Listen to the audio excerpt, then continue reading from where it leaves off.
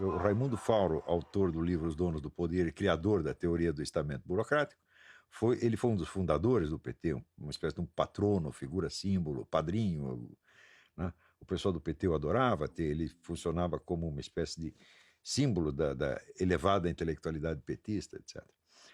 E ele explica a história do Brasil como um longo processo de disputa entre o povo e o que ele chama de estamento burocrático. O que é estamento burocrático?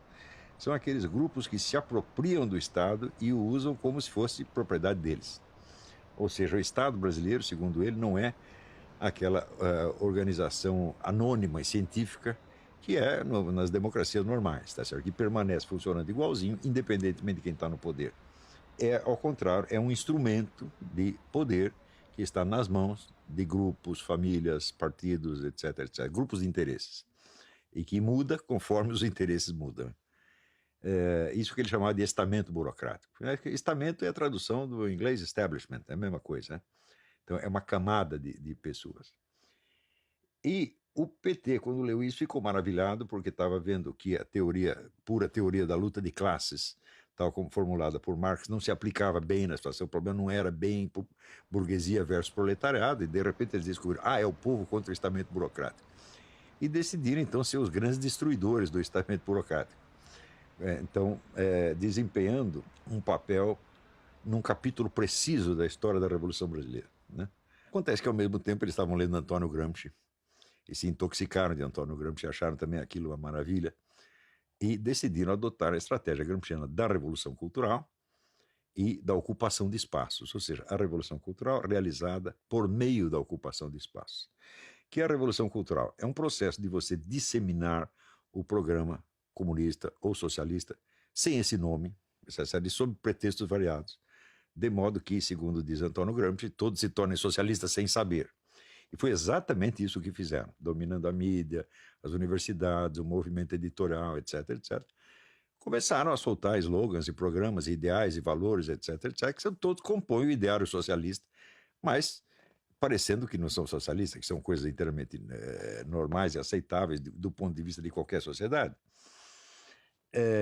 E a ocupação de espaços consiste literalmente nisso, você ocupar todos os cargos importantes na mídia, no movimento editorial, etc., etc., de modo que a mesma mensagem do partido chega aos ouvidos do povo por 1000 canais diferentes, né, e sem nenhuma identidade partidária.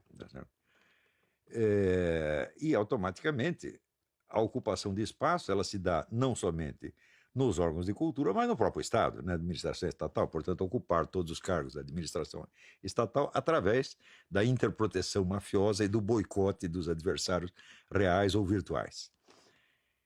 E é evidente que essas duas, que o diagnóstico que eles faziam, baseado no Fauro, é incompatível com essa estratégia gramsciana adotada. Porque na medida que eles ocupam espaços, né, eles mesmos se tornam o estamento burocrático. Então, por exemplo, você prometeu destruir o estamento burocrático e agora você é ele. Na medida que você vai ocupando espaço, você já constituiu uma nova classe dominante, você já derrubou a anterior. Quer dizer, a sua revolução já foi feita e você agora é que manda, você é o dono do pedaço. Na hora que eles viraram donos do pedaço, eles continuam usando o vocabulário da revolução. Falam, bom, automaticamente você está atraindo ódio contra você mesmo, né? Porque todas aquelas promessas que você fez, a sociedade igualitária, então, isso é absolutamente impossível realizar por esses meios. Né? Por esses meios, o que você fez? Você criou uma nova elite que está mais acima do povo do que a elite anterior. Porque eles se convenceram de que eles eram uma espécie de povo honorário, entendeu? O povo brasileiro de verdade não interessa, interessa só aqueles que vestiram a camiseta do MST. Então, esses são o povo. Então, assim, o Brasil tem 1% de povo e 99% de elite. É uma visão totalmente fictícia, psicótica da realidade, mas eles acreditaram nisso. Então, contra o que o povo estava se levantando? Eu digo, era muito simples. Você ouvia por toda parte, abaixo o PT, abaixo o Foro de São Paulo, né, e abaixo a Roubalheira, que são 3 nomes da mesma coisa. Não é isso? Mas daí o pessoal trocou, falou, não, impeachment da Dilma. Eu digo, impeachment da Dilma já é um prêmio de consolação. Quer dizer, você não conseguiu fechar o PT, não fechou o Foro de São Paulo, não acabou com a Roubalheira, então você tira uma pessoa, né, e deixa os outros no lugar. Então já é um prêmio de consolação que a própria elite governante oferece para a pessoa. Fala, olha, nós te oferecemos a cabeça da Dilma e você nos deixa aqui no lugar.